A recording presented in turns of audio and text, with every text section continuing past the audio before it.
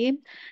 Assalamualaikum dan salam sejahtera diucapkan kepada Datuk Dr. Amin Senin, Pengasas CDL, Dr. Ehsan Ismail, Koordinator CDL Hands-on PGB, Encik Zahiruddin Muhammad Hanif, Ketua Pegawai Eksekutif Yayasan Guru Tun Hussein On, Puan Noredah Haji Ahmad, pembentang kita pada petang ini dan para peserta yang bersama kita di ruangan Zoom dan YouTube.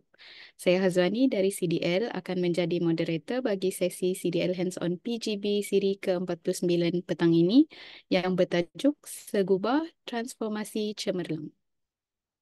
Sebelum itu, elok sekiranya kita berkenalan dahulu dengan pembentang kita, Puan Noraidah Haji Ahmad. Puan Noraidah merupakan guru besar di SK Gua Kon Baru Tuaran. Puan Noraidah merupakan lepasan SMK Agama Alawiyah Perempuan Kangar Perlis dan seterusnya beliau mengambil sijil Perguruan Pengajian Melayu PSR di Maktab Perguruan Ken Tuaran. Seterusnya, Puan Noraida melanjutkan pengajian Sarjana Muda di Universiti Terbuka Malaysia OUM dalam bidang pengajian Melayu dan beliau kini telah memiliki ijazah sarjana dalam bidang pendidikan awal kanak-kanak dari Universiti Perguruan Sultan Idris. Puan Noraida telah mengikuti NPQEL pada tahun 2020 dan pernah menerima anugerah ikon guru pada tahun 2018 sempena Hari Guru peringkat PPD Tuaran. Selain itu, beliau juga telah mendapat pengiktirafan pekerja contoh bulanan PPD Tuaran bagi bulan Januari, Mac dan Jun pada tahun ini. Baiklah, tanpa membuang masa lagi, saya menjemput Puan Noraida untuk menyampaikan perkongsian beliau. Dipersilakan. Terima kasih moderator kita pada hari ini, Cik Hazwani. Bismillahirrahmanirrahim. Alhamdulillahirrabbilalamin. Assalatu wassalamu ala asrafil anbiya'i wal mursalin wa ala alihi wa sahbihi ajma'in. Rabbi srahli sadri wa yassirli amri wahlul 'uqdatan min lisani yafqahu qawli. Assalamualaikum warahmatullahi taala wabarakatuh. Dan salam sejahtera. Salam sepakat Sabah hebat. Salam sinergi PPD Tuaran Cemerlang. Salam segubah transformasi Cemerlang. Salam perkenalan untuk semua. Di kesempatan ini, saya ingin mengucapkan terima kasih kepada pihak IAB kerana memberi ruang dan peluang kepada saya berkongsi kepada tuan-tuan dan puan-puan pada hari ini. Saya selaku Guru Besar SK Guakon Baru ingin berkongsi program yang telah dilaksanakan di sekolah saya. Semoga perkongsian ini dapat memberi manfaat kepada semua. Sebelum saya kongsi lebih lanjut inisiatif-inisiatif sekolah saya dalam menangani setiap isu, terlebih dahulu saya membawa tuan-tuan dan puan-puan mengenali serba sedikit tentang sekolah saya. Bak kata orang, tak kenal maka tak cinta. Untuk makluman tuan-tuan dan puan-puan, sekolah saya merupakan sekolah luar bandar yang terletak di atas Bukit Guakon. Murid-murid kami tinggal di lereng bukit dan juga di kaki bukit. Pekan yang terdekat dengan sekolah ini adalah Pekan Tamparuli. Kawasan sekolah ini adalah 2,58 ekar. Kategori sekolah ini adalah sekolah kurang murid iaitu SKM dan bilangan murid hanyalah 44 orang. Kelas perdana seramai 35 orang, prasekolah hanya 9 orang dan kekuatan anggota staf saya adalah seramai 13 orang guru, AKP 2 orang, pekerja swasta seramai 8 orang.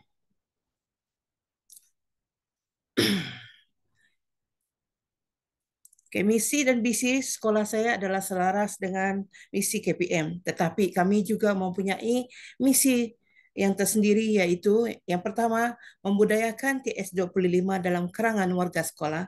Yang kedua, memperkasakan STEM dalam kalangan guru dan juga murid, melahirkan insan yang cemerlang dalam kurikulum, ko-kurikulum, dan sasya. Seterusnya, mewujudkan budaya kerja yang efektif dan komited dalam persekitaran yang kondusif. Kebitaraan sekolah ini pula adalah tarian tradisional dan juga STEM. Oke, seterusnya ini adalah barisan penolong kanan saya yang didampingi oleh 3 orang yang sentiasa komited dalam melaksanakan tanggung jawab masing-masing. Guru-guru dan EKP, ini adalah guru-guru dan EKP saya, serta panorama yang indah sekolah saya yang berlatar belakangkan Gunung Kinabalu. Kekuatan sekolah saya yaitu yang pertama pengurusan keuangan cemerlang selama 8 tahun berturut-turut dan saya mempunyai 5 orang guru yang berpendidikan sarjana dan juga guru berpengalaman dedikasi di mana 92% guru adalah ijazah dan seterusnya kerjasama yang mantap daripada PIBG dan alumni.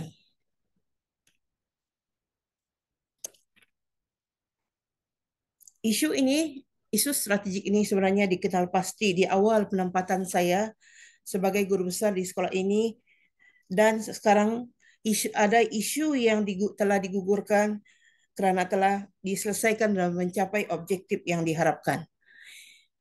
Di mana ini yang pertama, kualiti pengajaran guru perlu ditingkatkan. Yang kedua, peratus pencapaian PBD murid yang menguasai TP5 dan TP6 dalam subjek teras masih rendah. Penglibatan murid dalam kokurikulum di peringkat daerah, negeri, kebangsaan dan juga antarabangsa masih di tahap rendah iaitu hanya 10%. Dan seterusnya peratus kehadiran murid ke sekolah belum mencapai 95% setahun. Guru dan bilik guru dan kelas tidak kondusif dan seterusnya tiada kemudahan komputer untuk digunakan oleh murid. Hala tuju sekolah pula berdasarkan isu yang telah dikenal pasti. Yang pertama, meningkatkan kualiti pengajaran guru. Yang kedua, meningkatkan prestasi murid dalam pentaksiran bidik darjah ke tahap penguasaan yang lebih baik. Yang ketiga, tingkatkan perubahan sikap murid dari segi kehadiran, sasya dan tingkah laku.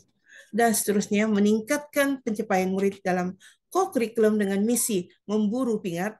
Yang kelima, mengamalkan dan memudayakan TS25 dalam karangan murid dan guru.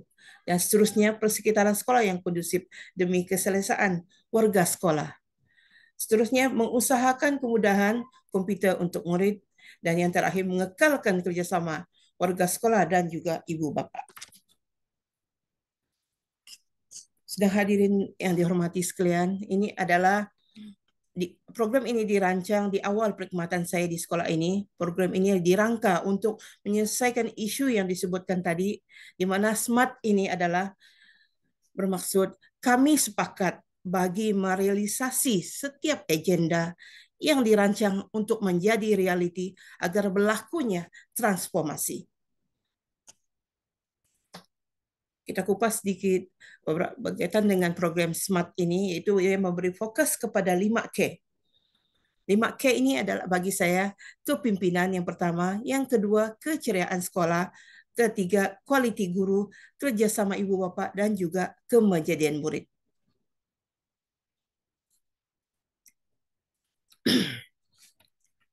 Seterusnya, apa pengisian SMART tadi? Pengisian yang 5K tadi, yang pertama kepimpinan, membina hubungan, memantapkan lagi SLT dan MLT, bimbingan dan pementoring, mesyuarat dan juga perbincangan.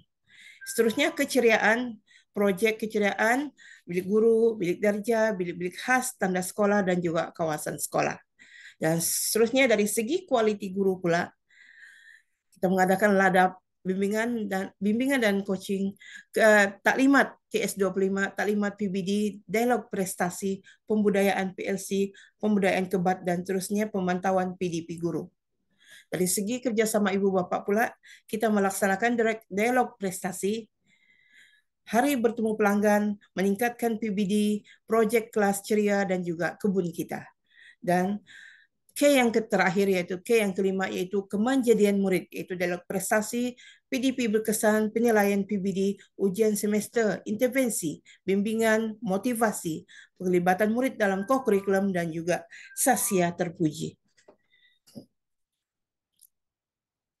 Oke, dari segi kepimpinan tadi, K yang pertama, Pertama yaitu kepimpinan, di mana di bawahnya adalah membina hubungan. Bagi saya membina hubungan yang baik dengan semua staf, ibu bapa dan komuniti adalah suatu yang amat penting kerana tanpa kerjasama mereka, semua apa yang juga kita rancang tidak akan dapat mencapai objektif yang diharapkan.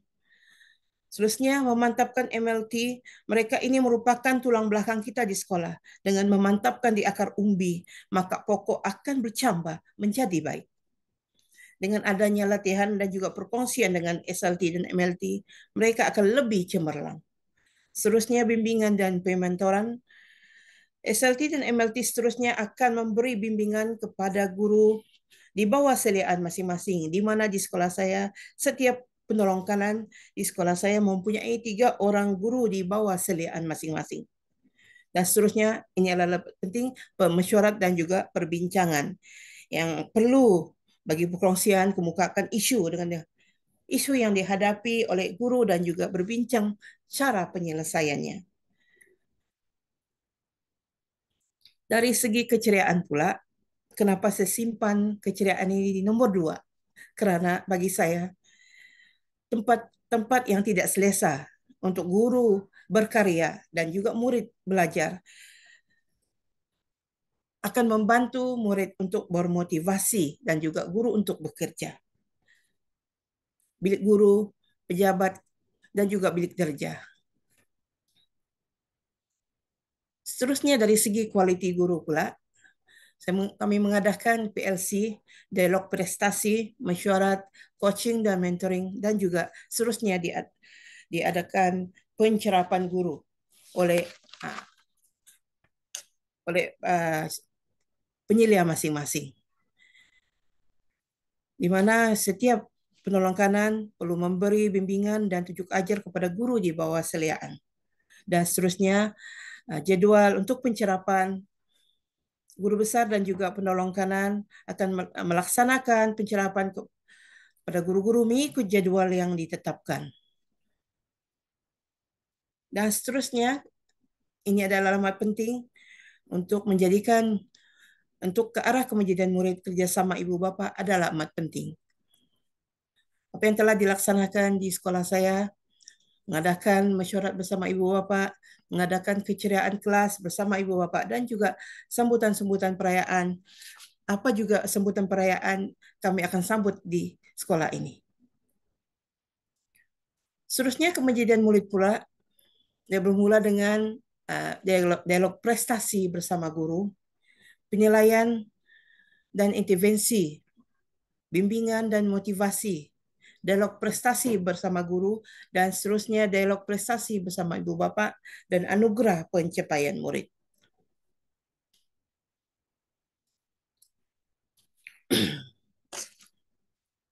Program penjiditalan sekolah untuk makluman tuan-tuan dan puan-puan semua, program yang berunsurkan digital kami baru bermula pada awal 2023 disebabkan kekangan tiada peralatan ICT untuk digunakan oleh murid.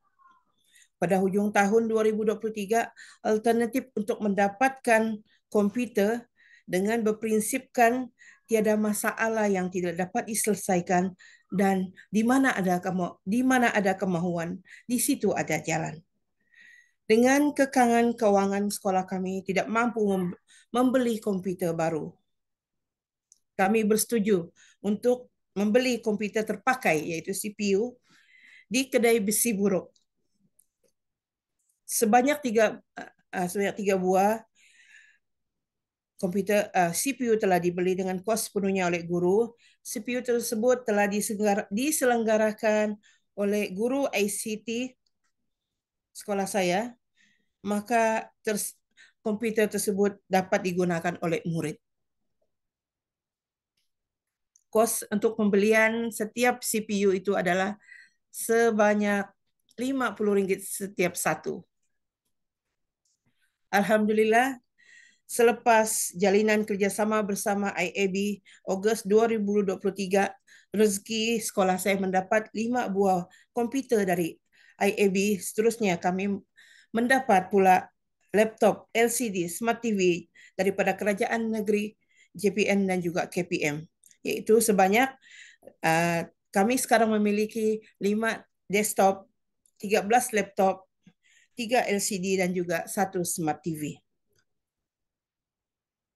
Ini adalah antara program penjiditelan yang telah dilaksanakan di sekolah saya.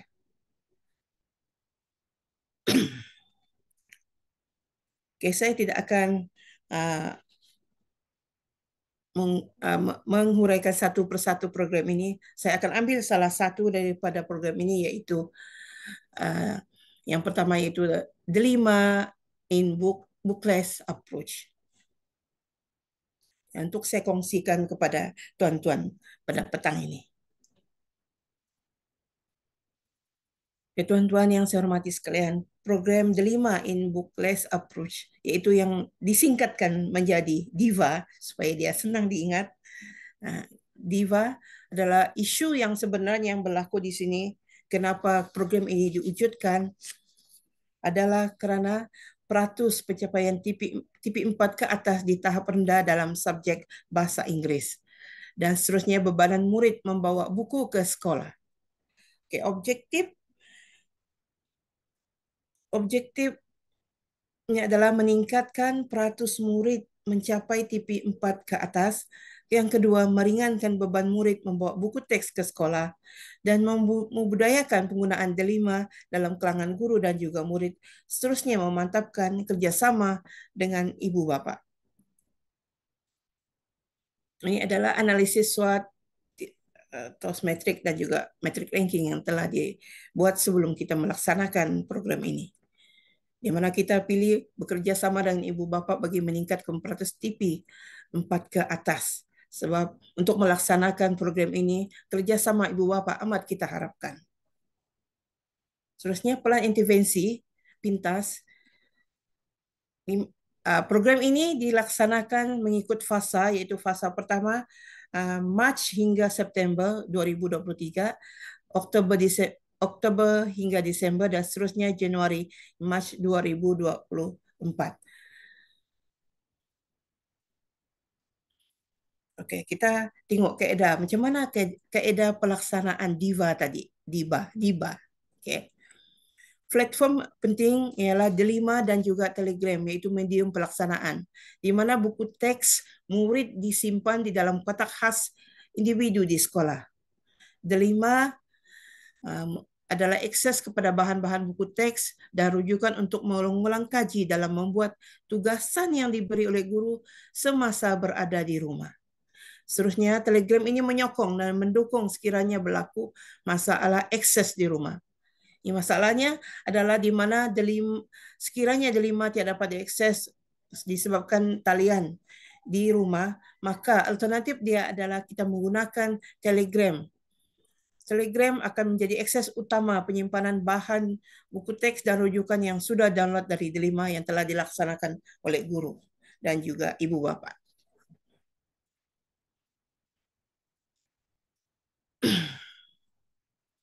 Okay, pelaksanaan program ini, sebelum melaksanakan, kita buat analisis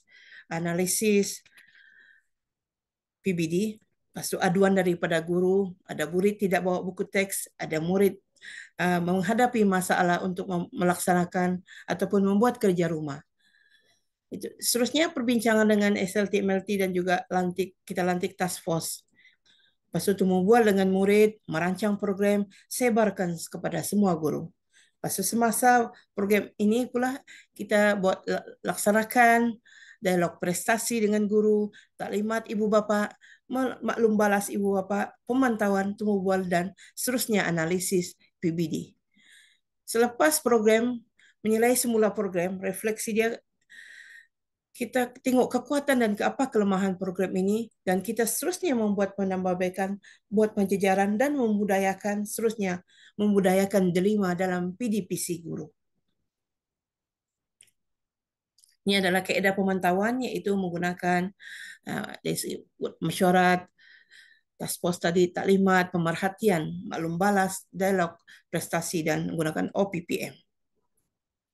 Ini adalah laporan pentaksiran PBD bahasa Inggeris tahun 4 itu pada tahun 2022, dan perubahan yang berlaku adalah di mana pada Jun 2023 semakin ramai murid yang menguasai di TP3 dan ke atas. Dan pentaksiran PBD bahasa Inggris pada Ogos 2023 pula tidak ada murid sudah yang memperolehi bahasa Inggris PBD di bawah TP3. Dan untuk makluman tuan-tuan dan puan-puan, nama yang di atas itu adalah merupakan murid pemulihan.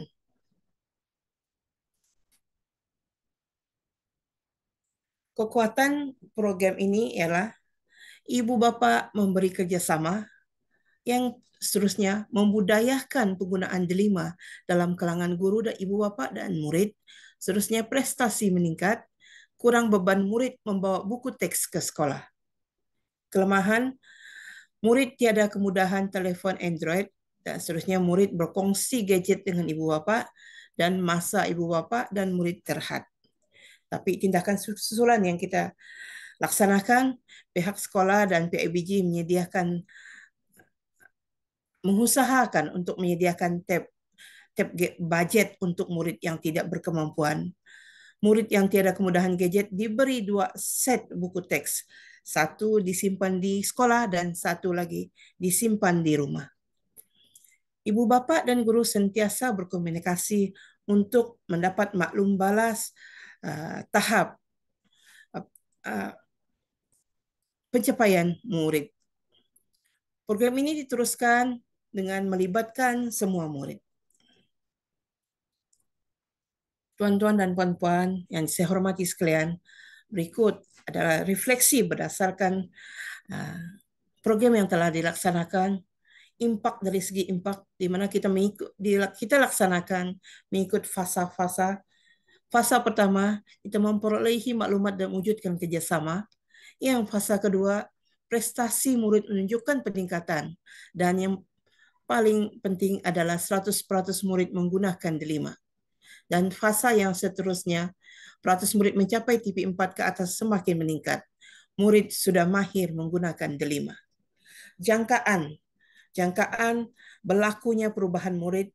Fasa kedua, prestasi PBD murid meningkat. Terusnya membudayakan teknologi dengan menggunakan delima.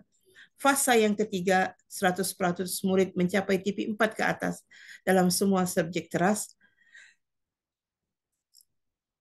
Seterusnya dari segi strategi, ini merupakan fasa pertama perkongsian ilmu, kerjasama ibu bapa, dan seterusnya fasa yang kedua, kita mengadakan dialog prestasi dan juga maklum balas ibu bapa. Dan seterusnya fasa ketiga, kita memberi anugerah kepada murid cemerlang dan juga anugerah ibu bapa prihatin. Risiko dalam melaksanakan program ini, ibu bapa tidak memberi kerjasama dan tiada kepekaran ICT, murid tiada kemudahan gadget, dan seterusnya ibu bapa tiada masa bersama anak disebabkan bekerja. Plan kontingensi memberi motivasi bengkel ICT ibu bapa yang akan dilaksanakan akan datang, dan seterusnya bantuan daripada SIC Plus dan juga SIP partner. Yang rasional dia, kesediaan menghadapi perubahan, perkongsian kepekaran dan juga pengalaman, membudayakan delima dalam meningkatkan prestasi murid. Seterusnya penjajaran dalam memantapkan kerjasama ibu bapa dan guru bagi meningkatkan prestasi murid, memantapkan kemahiran ICT dalam kalangan guru, ibu bapa dan murid. 20% guru dan ibu bapa kurang mahir diselesaikan dengan bantuan kepakaran guru berkemahiran ICT di sekolah saya. Seterusnya membudayakan sesi perkongsian dalam kalangan guru bagi meningkatkan kemahiran guru. Perkongsian kejayaan dengan sekolah lain, menggalakkan guru untuk mengikuti kursus yang ditawarkan, lawatan penanda aras ke sekolah yang membudayakan delima, dan rumusan berdasarkan program DIBA tadi, komitmen dan kerjasama berpasukan amat diperlu untuk mencapai objektif dan juga kecemerlangan sekolah dalam melaksanakan setiap program yang dirancang. Program yang telah dilaksanakan telah menunjukkan perubahan sikap murid dalam penggunaan delima dan penjagaan buku teks. Prestasi akademik murid juga di dalam bilik kerja juga menunjukkan peningkatan dan semakin cemerlang. Semoga usaha program ini dapat mengoptimalkan kemandirian murid. Itu adalah merupakan uh, program yang dilaksanakan, yaitu program DIBA tadi. Oke, di sini saya kongsikan sedikit pencapaian Seguba, itu maksudnya sekolah Guakon baru ya. Pencapaian Seguba dalam co-curriculum.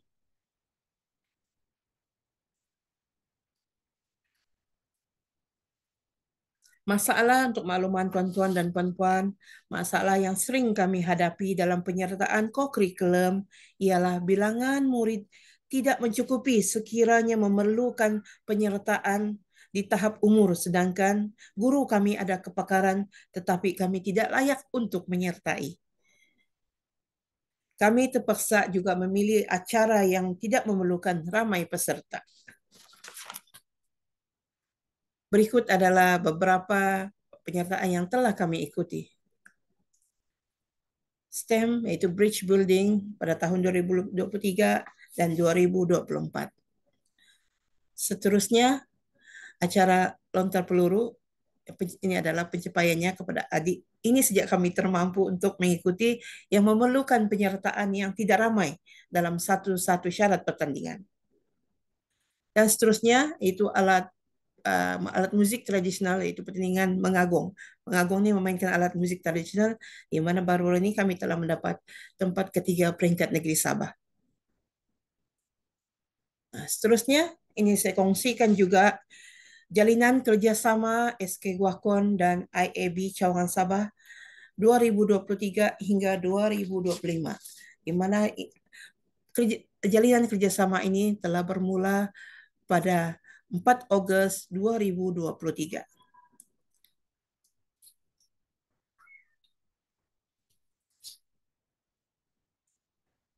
Jalinan kerjasama ini adalah memberi tumpuan kepada pendidikan sekolah dan juga ekopelancongan dan misi untuk menggapai 1 juta. Oke, apa pengisian untuk kita mencapai 1 juta tadi? Itu adalah telah wujudnya koperasi, satu-satunya koperasi PIBG di daerah Tuaran ini yang berdaftar di bawah SKM, yaitu Koperasi Komuniti Guakun Berhad, telah diluluskan pada bulan September, baru saja September yang lalu. Dan dalam uh, package sekolah ekopelancongan ini juga kami mempunyai tapak perkemahan dan juga bakal akan diusahakan, yaitu homestay. Kita ada kebun PIBG dan juga ada hiking dan juga tanggal trekking. Doakan kami semoga misi menggapai 1 juta yang telah diilhamkan oleh bekas pengarah IAB Induk pada 4 Ogos 2023. Seterusnya saya kongsikan. Mari kita sama-sama saksikan video yang berkaitan dengan aktiviti yang telah dilaksanakan bersama IAB Cawangan Sabah dalam jalinan kerjasama SK Wakon Baru dan juga IAB Cawangan Sabah.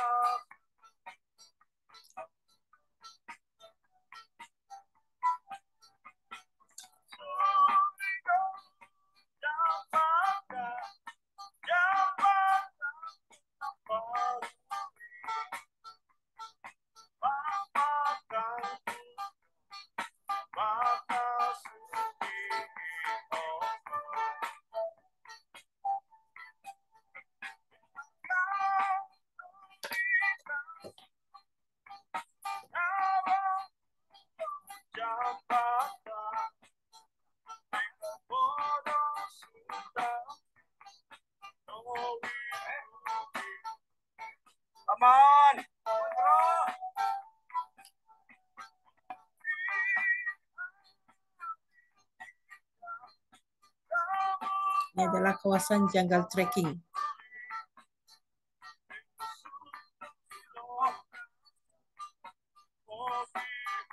Oke, bro. Makan.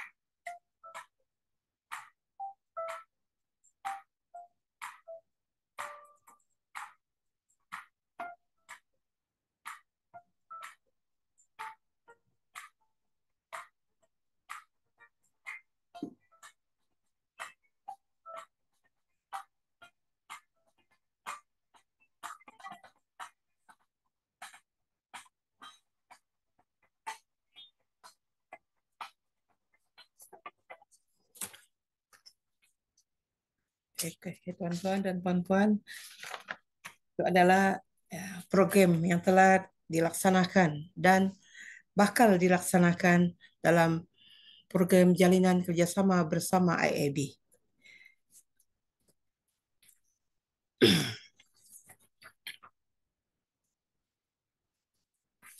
Tuan-tuan dan puan-puan yang saya hormati sekalian, seterusnya lawatan penanda aras SK Guakon, SK Guakon dan IAB seterusnya, yaitu pada 19 hingga 23 November ini, misi seterusnya ke Kelantan untuk meneruskan mencari ilmu dalam mengendalikan koperasi koperasi PIBG.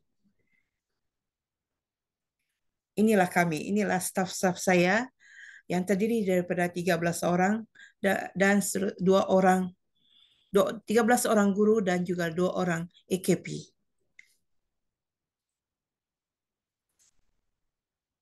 Apa yang saya harapkan, semoga harapan kami, semoga apa yang kami rancang dan bakal dirancang akan menjadi kenyataan dan kami bersama mengorak langkah demi kecemerlangan sekolah dengan slogan Segubah Transformasi Cemerlang. Saya rasa sekian saja untuk pembentangan saya hari ini. Semoga perkongsian ini memberi manfaat kepada semua. Segala yang baik itu datangnya dari Allah, yang tidak baik itu dan kelemahan itu adalah kelemahan diri saya sendiri. Wabillahi taufik wal hidayah. Wassalamualaikum warahmatullahi taala wabarakatuh. Sekian, terima kasih.